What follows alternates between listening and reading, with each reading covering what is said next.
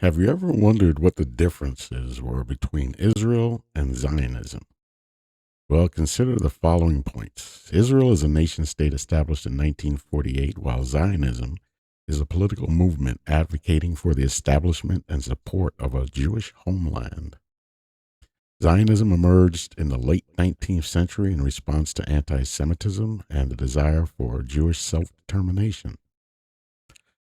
Israel encompasses a diverse population and culture, whereas Zionism primarily focuses on Jewish nationalism and statehood. Not all Israelis identify as Zionists. Some may oppose certain aspects of Zionism or advocate for different political solutions. Zionism has various interpretations globally, with some viewing it as a liberation movement, while others as a colonial endeavor. Current issues, the Israeli-Palestinian conflict often complicates discussions about Zionism as it raises questions about national identity and rights. So today we're going to focus on a debate between Tucker Carlson and Mike Huckabee. And this happened a few months ago, but I think it's very interesting. So sit back and take a listen and see what you think. Try to glean something from it.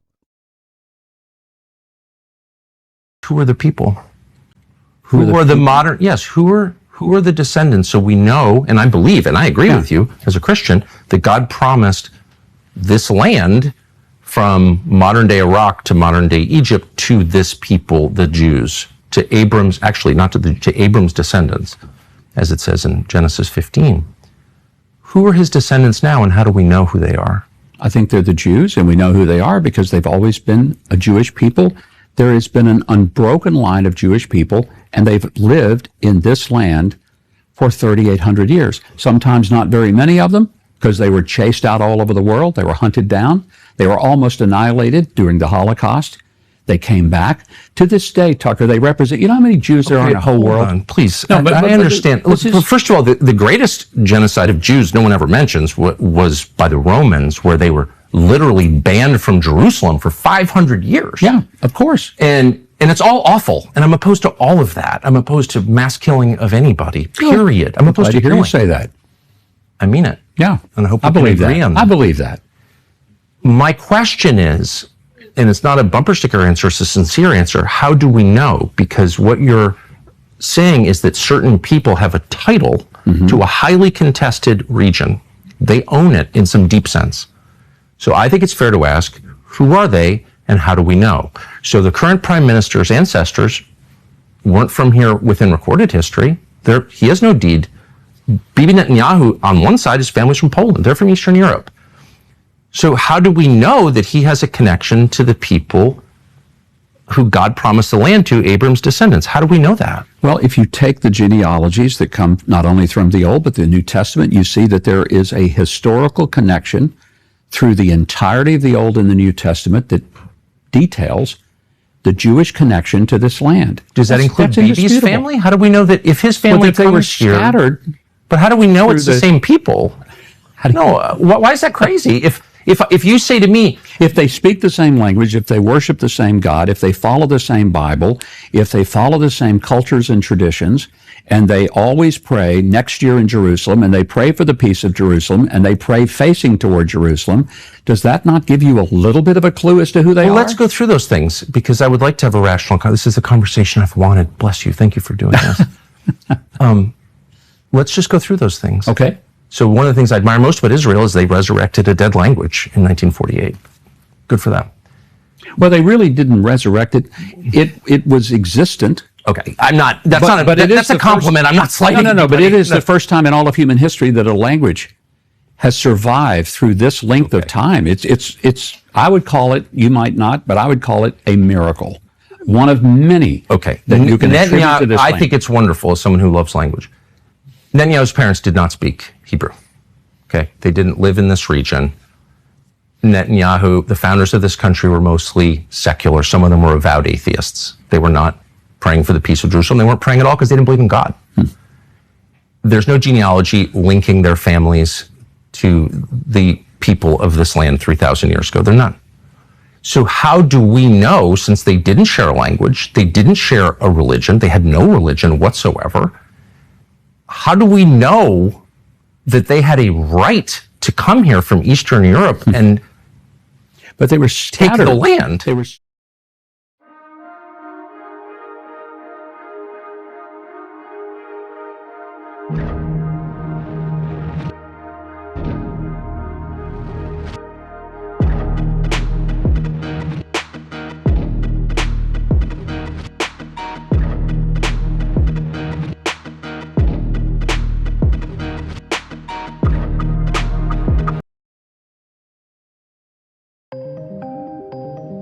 Welcome, family, to another edition of Stranger Thinking Media.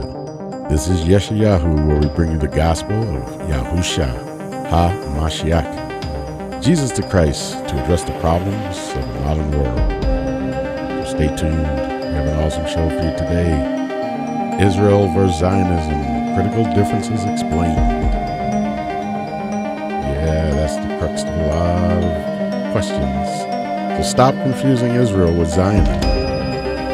Here's the truth in 13 minutes. Welcome to our channel. Please like, subscribe, and hit the notification bell. But most of all, enjoy the show. Try to learn something. 1 Corinthians chapter 2, verse 7. But we speak the wisdom of God in mystery, even the hidden wisdom which God ordained before the world unto our glory. Amen.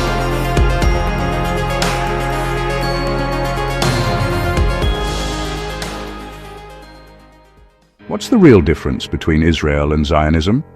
Let's define, contrast, and add context, so you can tell them apart clearly. First, definitions. Israel is a modern nation-state, founded in 1948, with borders, a government, citizens, and laws. It's home to a Jewish majority, alongside Arab Palestinians, Muslim, Christian, and Druze communities. Like any state, Israel makes policies, signs treaties, collects taxes, and runs elections. Zionism is an ideology from the late 19th century advocating a Jewish homeland. It arose in response to centuries of anti-Semitism. There was political Zionism, cultural Zionism, religious Zionism, and socialist Zionism. Crucially, Zionism existed before Israel and helped bring it into being. Now the contrast: Israel is a country. Zionism is the idea of a Jewish homeland. You can support Israel's right to exist and still criticize governments or policies. You can be Jewish and non-Zionist, or be Zionist and critical of Israeli leadership. Many Palestinians and others oppose Zionism, linking it to dispossession and occupation. Context is where it gets complicated. Ottoman decline, then British rule, rising Jewish immigration. In 1947, the UN proposed partition. War followed. Israel declared independence in 1948. Neighboring states invaded. Hundreds of thousands of Palestinians became refugees, the Nakba. In 1967, war left Israel controlling the West Bank, Gaza, East Jerusalem, and other territories. Today, borders, settlements, security, questions of statehood, rights of refugees remain core disputes. Politically, Zionism isn't one thing. Left-wing Zionists, two states, equal rights. Right-wing Zionists expand control. Religious Zionists, a biblical mandate. Secular Zionists, safety after persecution. There are anti-Zionist Jews and non-Jewish supporters of Zionism. In public debate, the words blur. Critique of Israeli policy is not automatically anti-Semitic. Blaming Jews as a people for a state's actions is anti-Semitic. Precision matters. Say the Israeli government for policies, Zionism for the ideology, Jews for the people.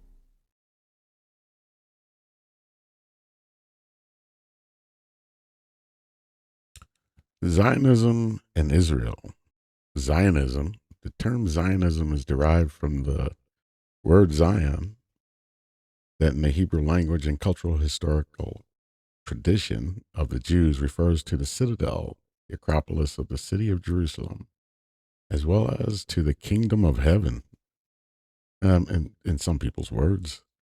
From the matter of politics, Zionism refers to the political national movement of the European Jews in the very late 19th century for the very purpose to recreate a Jewish homeland in the form of a nation state in the Middle East, Israel. This Zionist movement was to a great extent expressed as a consequence of the European, mostly West European, anti-Semitic, rather to say anti-Judaic sentiments and politics that the West Europeans, Jews, were experiencing for centuries. Zionism is a political national movement, was formally initiated by Theodor Herzl, 1860 to 1904, at the World Zionist Conference in Basel, Switzerland, or the First World Zionist Congress held from August 29th to the 31st in 1897, attended by 208 delegates and 26 representatives of the press. Theodor Herzl was born in Budapest. He was an assimilated Jew who became a journalist in Vienna and was the Paris correspondent of the newspaper New Free Press in 1891 to 1895. The Dreyfus Affair, which started in December 1894, found his interest in anti-Semitism and how to solve the Jewish question. He published the book German der Judenstaat in 1896, in which he claimed that the creation of the Jewish nation state in Palestine can be the only effective response to centuries of European anti-Semitism. He devoted the rest of his life to the propagation and realization of this idea, and for that purpose, he established the world's Zionist organization, the WZO, which was convened at the First World Zionist Congress in Switzerland in 1897. From the end of the 19th century onward, basically after 1897, there have been organized attempts to persuade the European Jews to emigrate to the land of Israel, or known as Palestine at that time. However, it was not at first questioned that the Jewish nation state had to be in Palestine exactly. For example, Chaim Weizmann, 1874 to 1952, who became the first Israeli president, was quite influential in the process of creating this political task. He became very much encouraged by the declaration of the British Foreign Secretary Arthur James Balfour, the Balfour Declaration, in the form of a letter sent on November 2nd, 1917, to Lord Rothschild, as the UK favored the establishment of a Jewish nation state exactly in Palestine/Israel. After World War I, the European Jews continued to emigrate to Palestine in rather small numbers, and therefore the Jewish state of Israel might have been for a very long time a way to be established if not happened the Holocaust, if the Holocaust did not happen through the Nazis and their collaborators from 1933 to 1945, which in fact morally gave the legitimization to the idea of Israel to the Jews and non-Jews, the Palestinians alike, as the only solution where the Jews might feel safe from the persecutions and exterminations. So in 1917, the Balfour Declaration is the name given to the UK's pledge to support the creation of the Jewish nation state in Palestine. It was contained in a letter of November 2nd, 1917, from Arthur James, 1st Earl Balfour, and Viscount in 1848 to 1930, to the chief British Zionist, Lord Rothschild.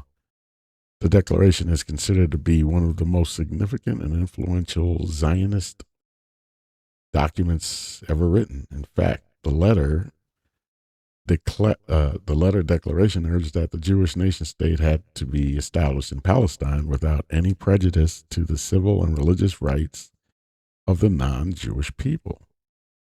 i.e., the Muslim Arabs or the Palestinians, as known today. Nevertheless, this statement from the letter represented a crucial contradiction in the UK's policy for the very reason at the same time London had pledged to recognize the leaders of the Arab uprising as the rulers of Palestine, which at that time was part of the Ottoman Sultanate. The Balfour Declaration was, however, confirmed by the Allies and became the foundation of the British Mandate for Palestine that was given by the League of Nations in 1920.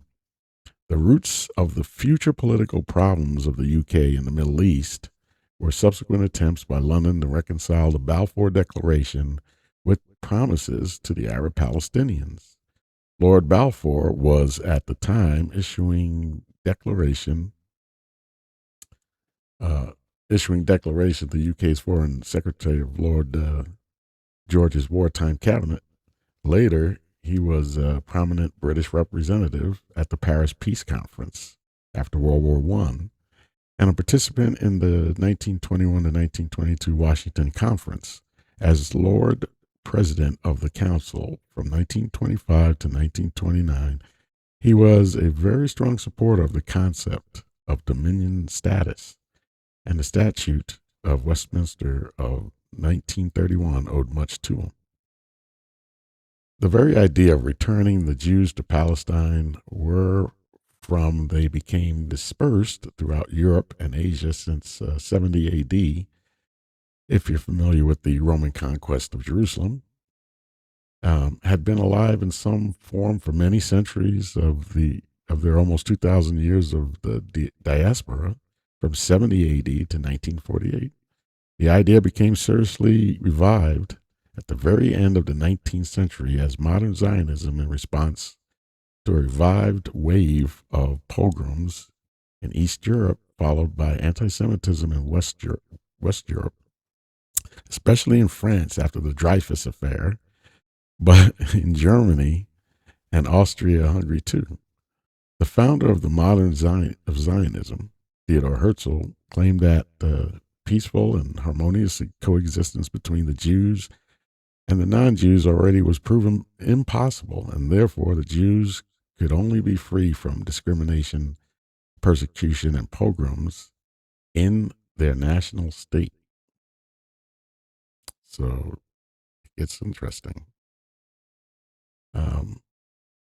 So the Balfour Declaration is that document after World War I that basically deeded all of Palestine. Maybe I shouldn't say it that way, but pretty much all of Palestine to Lord Rothschild. And then the British tried to make it up to the Arabs, saying, "Hey, we're gonna separate the two. We're gonna give you portions. We're gonna give the Jews portions." And much like Africa, just carved it up. Boundaries and borders be damned. And so you find yourself drawing lines through people's properties and stuff, so it starts there. I guess all the problems pretty much begin there, and here we are. So there's a lot to be said about this subject. But Zionism as a movement and political program achieved finally its fundamental task in May 1948, when Israel as a Jewish nation state was established, which recognized in its law of return the right of all Jews to live in Israel. From that time onward, Zionism is understood as a reference for support for the continued existence of the state of Israel. Undoubtedly, Zionism was an ideological political form of Jewish nationalism and was recognized as such by the OUN. However, like many different forms of expressions of nationalism across the globe, Zionism historically was tolerating very deep ideological diversity as, for instance, it is possible to be a religious or secular Zionist and to believe either in capitalism or socialism in Zionist Israel. After the First World Zionist Congress in 1897, many Jews began to emigrate to Palestine. At the same time, the WZO was working to convince the world's opinion and influential politicians of the very necessity of the creation of the Jewish state in Palestine. However, Palestine was already occupied when the Jewish immigration and settlement began, but populated by Arab people, the Palestinians, for centuries. They have been, for the most part, forced into exile by a form of settlement that became, in fact, a military conquest. In essence, it is a very problematic question of the Zionist Jewish legitimacy of a national claim to the land, which dates back to a dispersion of the Jews in 70 AD. Well, technically, I think it was really after the Kochba Revolution, which was about 105 AD. But that's neither here nor there. All under the Roman Empire. However, there are historians who have even claimed that the European Jews are not, or at least for the most part of them, descended from the Jews of Palestine, who, by the way, have not been the original inhabitants of the land. They claim that most European Jews were originating from Caucasus tribes who converted to Judaism under the late Roman Empire. Very interesting. In 1917, the WZO urged the government of the UK to set up a Jewish legion which helped rid Palestine of the Ottoman administration. So for those of you who don't know, prior to World War I, the Ottoman Empire stretched through North Africa, down through Palestine, and into the Arabian Peninsula. But the Ottoman Turks had sided with the Germans, and they were defeated, and so Britain ended up with all that territory. There's more to that story. I'm not going to get into it here, but everything just tends to work itself out. So here we are. So in 1917, the WZO urged the government of the UK to set up a Jewish legion, which helped rid Palestine of the Ottoman administration. The Jewish Legion was, in fact, a number of military units formed in 1917 to assist the British to expel the Ottoman authorities from the Promised Land. One battalion was recruited in the UK and another in the USA, and others in Egypt and Palestine, joining Allerby in his advance into the Ottoman Sultanate. After World War I, many of the members of the Jewish Legion, like Ben Gurion and Eshkol, proceeded to form the, and I'm probably pronouncing everything wrong, but proceeded to form the Haganeth Defense, a Jewish defense force in Palestine established in 1920 as a secret organization for the very purpose to defend Jewish settlements from the Arabs. Nevertheless, the Haganah was very soon accepted and used by the British authorities in Palestine as an auxiliary police force, which was under the control of the General Federation of Jewish Labor, the Histadrut. During the Arab-Jewish clashes in 1936 to 1939, it acquired a general staff and developed close cooperation with the Jewish Agency. In World War II, the Haganah had contributed to the British Eighth Army, but however, was as well as involved in organizing illegal Jewish immigration from Europe. The organization condemned the terrorist activities against the Brits and Arabs by Stern Gang and Irgun. And when the Brits have been preparing to leave, Palestine in 1947, the Haganah took on the defense of Jewish Palestine against the Arab troops committing at the same time and war crimes, but in essence, it formed the foundations of the army of the new state of Israel. So that's a mouthful there. There's a lot to be said there. And, this kind of goes on, but as you can see, the British set everything up. They had a hard time getting Jews to move to Palestine. I mean, think about it. In Germany, they were doing very well. They were businessmen. They had lots of businesses. They established banking and industry, and they were doing very well. It was a very difficult thing to get them to move from Germany to Palestine, to the desert. But Hitler came to power, and in a weird sense, that made the decision actually seem palatable, So a lot of them moved to the United States, to Western Europe, but it paved the way for a lot of Jews to move from Germany down to Palestine. So when the Balfour Declaration established an independent Jewish state of Israel after World War I, the Zionist WZO was working further on the Jewish immigration into Palestine and succeeded to win from the local British authorities extremely important concessions related to the self-administration via the Jewish Agency.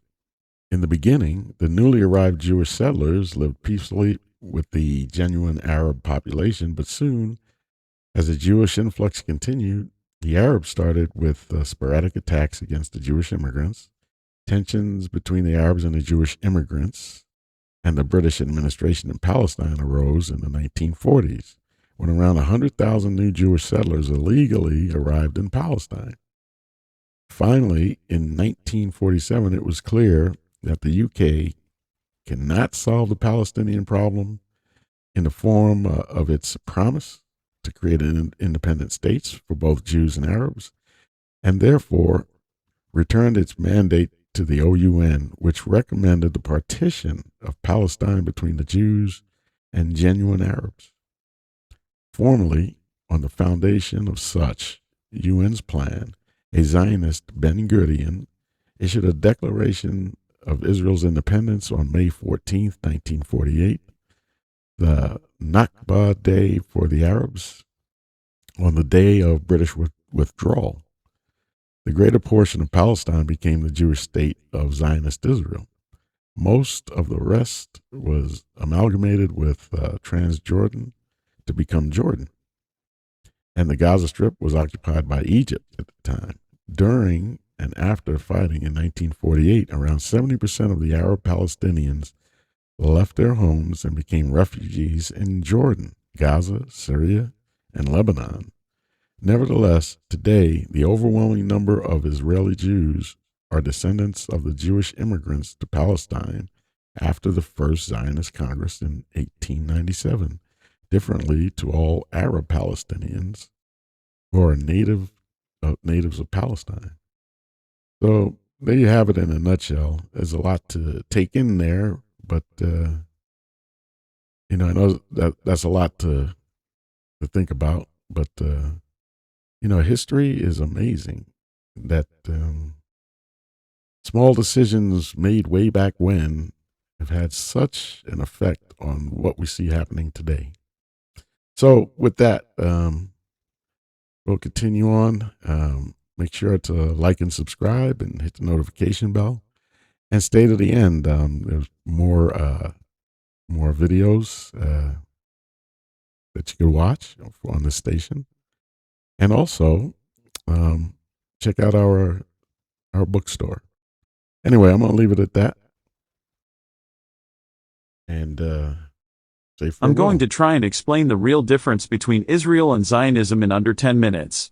So, you might have noticed that people often throw around the terms Israel and Zionism like they're interchangeable, but are they really? That's what I'm here to clarify. The goal of this video is to help you understand the distinct meanings behind these two terms. The problem with not making a distinction is that it leads to a lot of confusion and heated debates. You see people arguing online, and it seems like they're talking about completely different things, even though they're using the same terms. This conflation can be really frustrating, especially if you're trying to have a constructive conversation. A big part of the issue is that people have different associations with each term, and those associations can be influenced by personal experiences, media consumption, or cultural background. By breaking down the core differences, I hope to provide a clearer understanding of what each term really means. Let's start with the basics. Israel is a modern sovereign state, established in 1948, with a diverse population that includes Jews, Muslims, Christians, and others.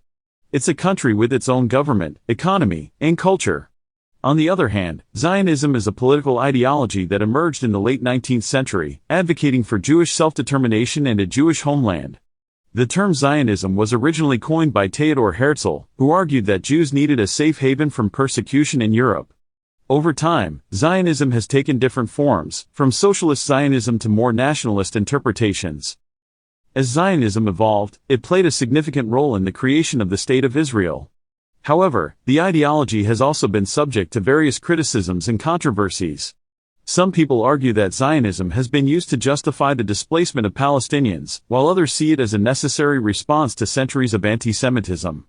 Understanding these historical roots and different forms of Zionism can help clarify why some people support or criticize the ideology. You can support Israel's existence as a state without necessarily adhering to Zionist ideology. For example, you might believe in the importance of a safe haven for Jewish people, but disagree with some of the policies of the Israeli government. Conversely, you can be a Zionist without agreeing with all of Israel's governmental policies. It's similar to how you can support a country's existence without agreeing with its current government's actions. Think of it like supporting a university without agreeing with every decision made by its administration. Israel is a country, while Zionism is a political movement that led to its creation and continues to influence its identity, but they are not interchangeable terms. Understanding this distinction is crucial for having constructive dialogues about complex issues. I'd love to hear your thoughts on how you distinguish between Israel and Zionism. Share your comments respectfully below, and if you're interested in more nuanced discussions on complex topics, consider subscribing for more content.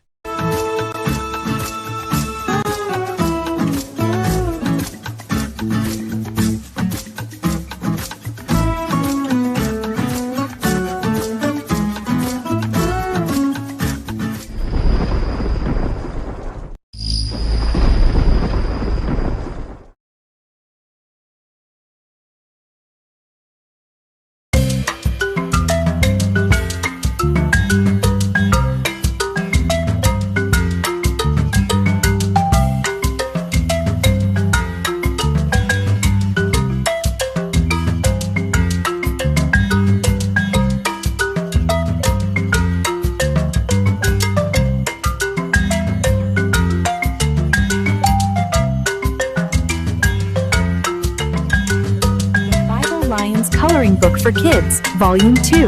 Available August 15, 2025 on Amazon. The Bible Lions Coloring Book for Children. Color 30 fun designs of inspirational verses and Christian artwork.